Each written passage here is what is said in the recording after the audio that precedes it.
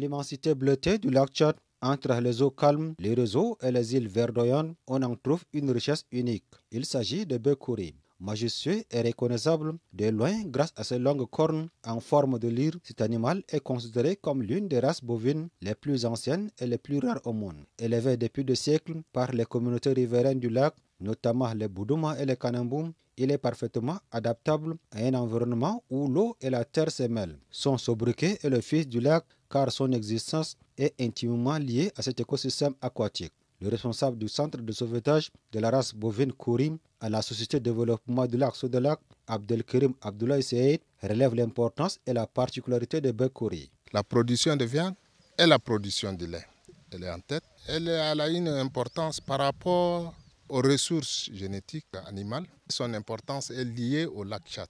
Pour un lacus, quand tu le demandes, le bœuf kouri, c'est une entité à part entière.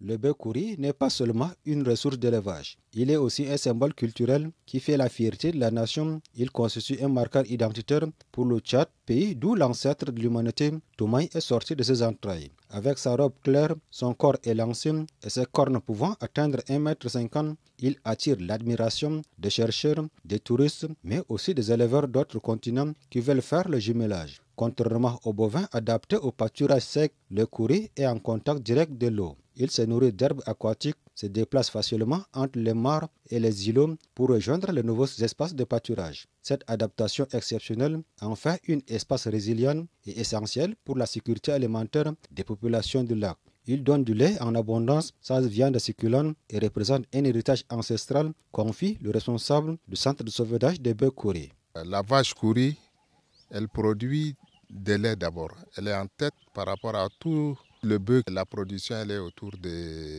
8 litres de lait par jour. C'est-à-dire qu'une journée, tu peux faire 2 contrôles, tu peux avoir toute totalité sans ce que le veau consomme.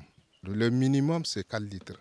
Aujourd'hui, cette race est menacée par la réduction du lac, l'effet du changement climatique et confrontée par d'autres espèces bovines quant aux zones de pâturage. Le biotope de cette race, c'est le bassin du lac Tchad. Maintenant, le bassin du lac Tchad est en train de se réduire. L'espace pastoral où l'herbe n'arrive pas à finir ce cycle, il n'y a pas de pâturage, le kouri n'existe pas. Aujourd'hui, à travers l'ERET, il y a des centres d'insémination artificielle déjà en place. Certains de nos animaux se trouvent actuellement là-bas pour préserver les jeunes et faire multiplier. Face à ces défis, des actions de protection sont nécessaires. Ainsi, la promotion d'un élevage amélioré, l'inscription des kouri dans le programme national de sélection animale et la valorisation de ces produits, lait, viande, cuir, pour soutenir les éleveurs et renforcer sa pérennité. Plus qu'un bovin, le bœuf kouri était patrimoine vivant. Le préserver, c'est défendre une culture, une histoire, mais aussi une identité.